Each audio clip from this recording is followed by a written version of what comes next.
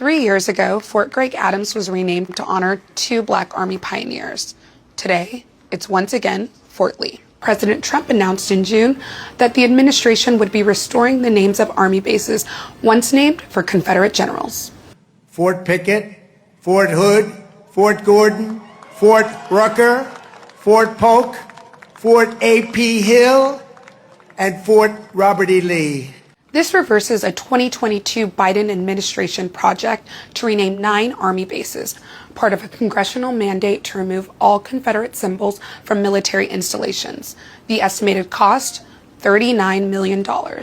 Trump's move will restore the original base names, but with new namesakes. Instead of honoring Confederate General Robert E. Lee, Fort Gregg Adams is now renamed for Private Fitz Lee, a Buffalo soldier who fought in the Spanish-American War and earned the Medal of Honor. It was quite disappointing, but considering the environment that we're currently in, it wasn't a total surprise. Members of the Gregg and Adams early families were discouraged and disappointed by the decision.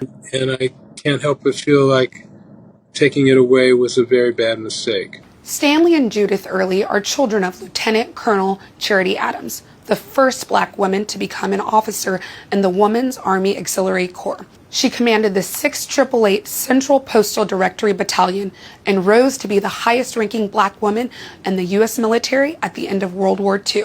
The first Army installation named after a Black American, Fort Gregg Adams, also honored Lieutenant General Arthur James Gregg. He was the Army's first Black 3-star general and finished his career as the director of all Army logistic operations. For Gregg's daughter Alicia Collier, this honor fell in line with what she witnessed of her father's service. Most places we lived, he was either the senior or one of the most senior people. The activities associated with that, the people who came into our home made it clear that he was special. But Gregg and Adams still faced discrimination, even as they rose through the ranks. Joining a segregated army at a very young age, anxious and gung-ho and unable to actually find work.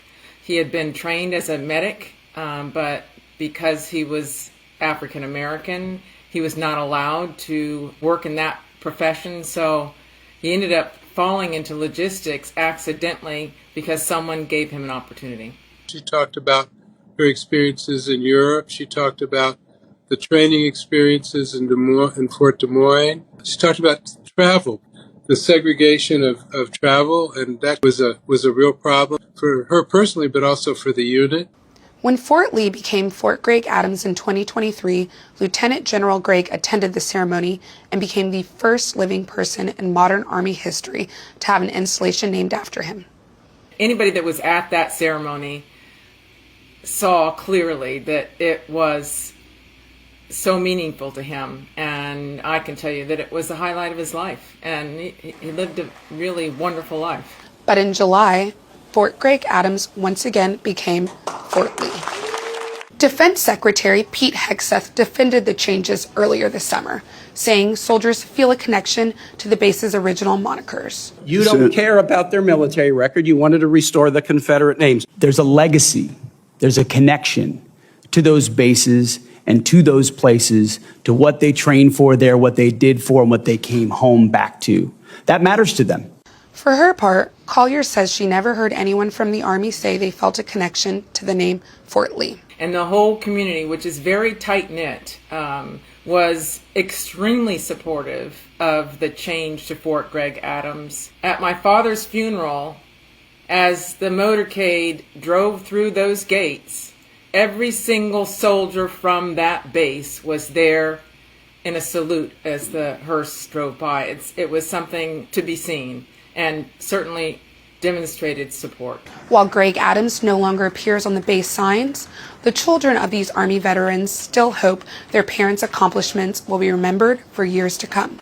It's a very simple request, just acknowledge people who have achieved and don't diminish their accomplishments or find an excuse to sweep them under the rug. We should all be heartbroken that we are living in a country where it's more important to honor the names of slave-owning Confederates who were on the wrong side of the war and who were fighting to keep slavery alive.